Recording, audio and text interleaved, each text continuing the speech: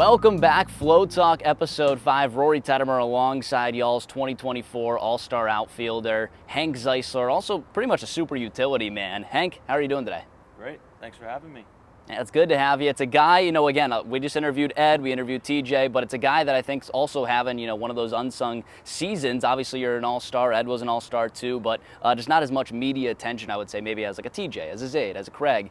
You've had just a phenomenal year here for Florence, leading them in pretty much every category, I would say, the entire season. And obviously, you were awarded that all-star game. First, just tell me how that experience was in Quebec. It was pretty awesome. It's really cool. You play a lot of the guys, a lot of the same teams every day this season. It was cool to get out there and see guys off the field and sometimes in the same uniform as you, especially because I play some first base, I get to chat with them. But it was cool to be in the same dugout with them, and Quebec was beautiful and just a really unreal experience because I've never been able to be a part of anything like that. So Yeah. it was cool. Yeah, no, that seemed like a lot of fun, and obviously playing against your opponents, and then you kind of create a little bit of a relationship with them, maybe see them later on in the season. That was definitely fun. You got to compete in the home run derby as well. How was that? It was cool, man. Got to face Cy Young and World Series winner Eric Gagne. Yeah. Get to brag that he drilled me with a pitch. So, it was a blast. It was a good time for sure. What is it about you getting hit by pitches? You lead the team. You might lead the league in hit by pitches this season. Chad says it's just they're trying to attack you inside. Is there anything about that you do? Do you crowd the plate? I don't say I crowd the plate. However, I will say that when I played at Mizzou, it was certainly one of our offensive philosophies to not move your feet and not get out of the way. As you get on base, helps the team. So sometimes it doesn't feel great, but hey, if someone wants to try and throw inside with 2 strikes and give me a free pass, I'm never going to complain about that. Absolutely. We got some fungo golf going on behind us with some of the bullpen pieces and starting rotation for the Florence Y'alls, if that's what you hear in the background. But yeah, you get a lot of free bases. I mean, you just lead the team in runs, on base percentage, OPS, doubles, triples. You do a lot for Florence. What's been, you could probably say a lot of aspects, but what's been the real key for you this season? The biggest thing is the lineup you're hitting in. When you've got guys like Fuentes in front of you, TJ behind you, Zaid behind you, Rustic behind you, I've been fortunate to be hitting middle of the order, and pitchers can't pitch around me, which helps me because it gives me pitches to hit.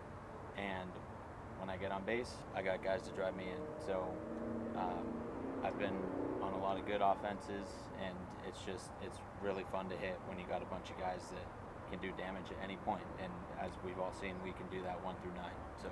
Absolutely. The Florence Y'alls right now, the #1 offense. So definitely a good offense to be hitting in. You've just been a rock for them as well, obviously contributing to be that #1 offense. You always a cleanup guy, or you bounce a little bit in the order, but you've settled in mainly as the cleanup hitter for Florence? In recent years, yeah, been mainly 3, 4, 5. I think, as you mentioned, I'm pretty flexible with my approach and my swing to where I can do damage sometimes, but I also get on base and can hit singles, doubles, so it gives me the ability to move around. And hitting fourth, I think a lot of guys think like home run or bust, but I think one of the big driving parts of our offense is not only are there no weak links, but it's not like after the cleanup hitter, it's like a reset. I try and keep it going. You know? So I might be hitting fourth, and my job is to drive in the guys in front of me, but I'm also trying to set the table and get on for the guys behind me. So. Absolutely. And Chad Rhodes, I don't know if he spoke about this, but he told me that you're the captain of the team. Is that like a title that he's tossed around to you before, or is that like the first time you're hearing it? No, it came up, when was that? Sometime in June, I think. Mm-hmm. But I don't know. I've always seen myself as a natural leader on the field, off the field. So I haven't changed anything I've done and don't plan on it. But I'm going to embrace the title, and I just love being here for my teammates, Yeah, and obviously, you have hitting coach Craig Massey as well as a player coach. Do you kind of bounce off him, being the leader as well of the team, hitting philosophies, kind of what do you guys have in that relationship? I mean, that's the great part about this team and this lineup is it's not a lot of it's not do this, do that, right? Mm-hmm. It's, hey, you're going to be yourself as a hitter, and that's what's going to help this team. And Craig is such an amazing hitting coach because for a lot of guys' cases, the short time that he's known them, he's figured out what makes them tick and how to keep them being themselves. And truthfully, everyone is their best player when they're themselves. Yeah. And that's what Craig does a great job bringing out of each and every hitter. So as far as philosophies, it's more so just keep attacking your strengths as a hitter and keep the lineup moving. Absolutely, absolutely. He's having a great season for Florence. Let's talk about before Florence. Let's talk about your college career. How many seasons did you play at Chapman? That's where you started. Yep. How many seasons did you actually play there? Technically 4 seasons. 4 seasons. If you're counting games played, probably like 2 and change. 2 and change. Thanks to our friend COVID. And how did you get to Chapman? So that was D3. He's coming out of Southern California. How did you get to Chapman there? Yeah, so I went to high school in Northern California, and I was a good high school player, but nothing special. Certainly not good enough to go Division I or anything. And the fall of my senior year, I actually tore my meniscus. Oh wow! So that kind of put some higher college aspirations on hold. But coming out of high school, I didn't really have much. I got the opportunity to walk on at Chapman, which is exactly what I did. I have one of my former high school coaches played at Chapman, and a kid that I grew up playing with also went to Chapman, and they both highly recommended it, said it was a great fit, they loved it. So with that walk on, I took a chance, bet on myself, and I have absolutely no regrets. It was probably the best life and baseball experience I could have. Yeah, and obviously you would have your family there, and they could see you play a little bit more. Yeah. That's amazing. I didn't know you walked on to Chapman. Obviously, I know you guys won a national title. What was that experience? Yeah. I mean, that's all you can wish for. Yeah. In college and baseball out here, you get a good group of guys. You just want to go through the season. You become a family, and when you get that ring, it's just like the icing on the cake. Hopefully we can have a similar experience Yep. here in Florence. But okay, so you make a name for yourself at Chapman, and then you go to Nevada, Las Vegas. How did you transfer over to Vegas? Yeah, so I actually got to UNLV after my junior year at Chapman. I went to the Northwoods League to play summer ball, and I met a couple UNLV guys that I got really close with, and they basically recruited me there. They wanted me to come that next season, but I wanted to finish my 4 years at Chapman, graduate, play there, and I knew that was the summer following COVID. So I wanted to just finish my time at Chapman and see where that took me. Fast forward my senior year, that 2021 season, and I had that eligibility back because of COVID. So I reached out to these guys, and they welcomed me with open arms to UNLV. And it was a really interesting process because I had a pretty good career at Chapman, and when I entered the transfer portal, I really didn't get any offers or interest in playing other than other Division IIIs and a couple Division IIs. Yeah.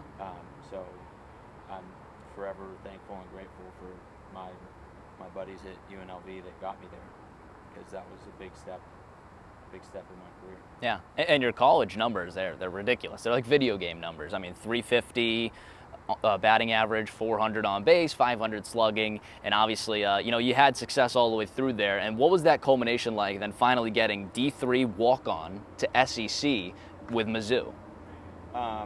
It's funny because it's like fast forward that year at UNLV, and I was back in the transfer portal, and it was like the complete opposite experience I had. Because now that I had a good year at a mid-major D1, I was now the target. I wasn't having to reach out to schools were coming to me. So it was cool. It was overwhelming.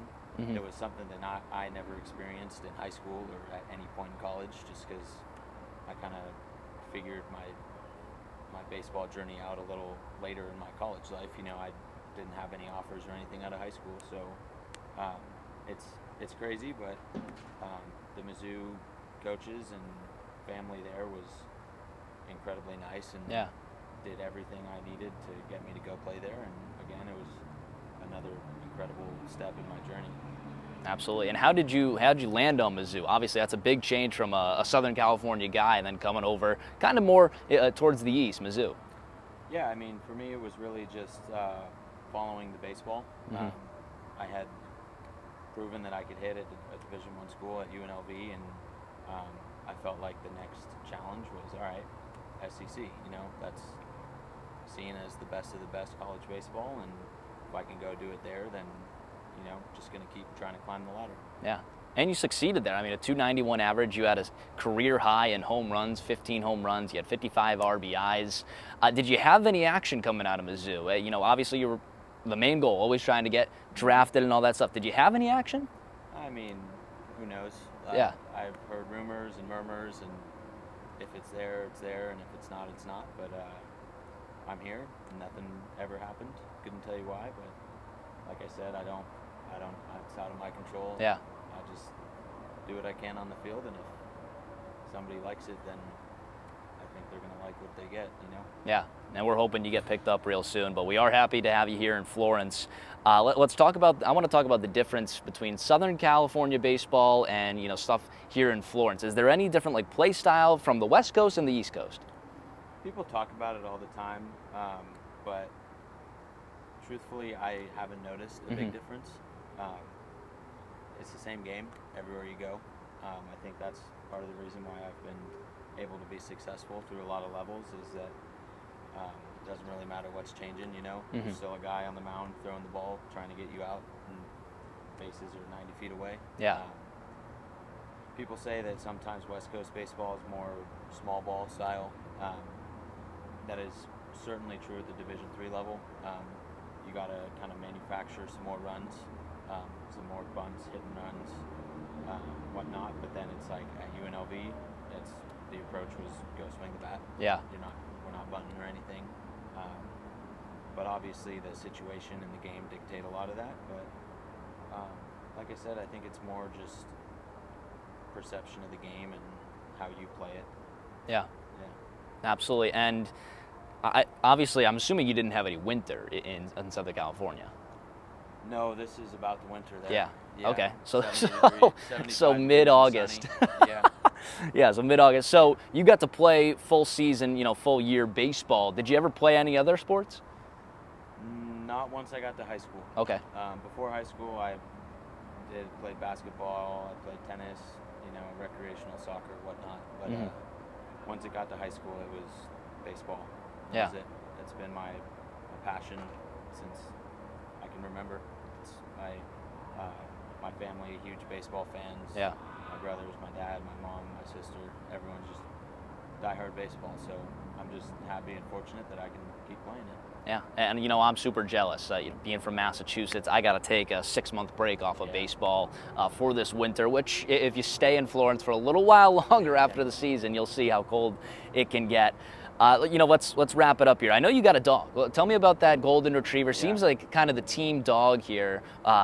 Did you just get that as you came to Florence? Did you bring that from Southern California? No, Finley. His name is Finley. He's about a year and a half old. My girlfriend and I actually picked him up in Texas. Wow. On our road trip back from Missouri.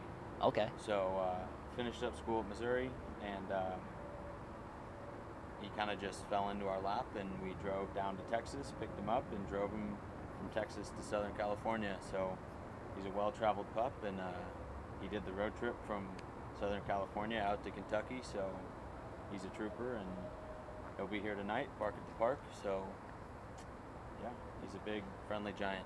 Oh, he is. He is definitely friendly. Finley, I didn't know his name, but Finley, kind of the team dog here for the Florence Y'alls. Let's just talk about what this season means for you, kind of closing out things here. Mid-August, we're in the middle of a playoff run, but what has this season just meant for you as a Florence Y'all? I mean, it's been great. Florence is a wonderful place to play, and it's my first full professional season, so I was really looking forward to it because I came out here last year for about a month, and I think that was awesome to get my feet wet and set my expectations coming back out here, which, like I said, helped a bunch, and just grateful and lucky to be playing a game for a living. So every day is a blessing. and we're glad you're doing it for the Florence Y'alls. Obviously, middle of a playoff run. Hank Zeisler's one of those reasons for that. He's had a great season, and we wish you all the best of luck, and hopefully we can end this with a playoff run for the Florence faithful. Thanks so much, Hank. It's fun to be playing with meaning, you know? Yeah, always, always. Let's have a good game tonight, and hopefully Finley has a good time out there, too. Oh, he will. Absolutely. Thanks so much, Hank. Absolutely. Flow Talk, Episode 5. We'll see you next time. Perfect. Perfect.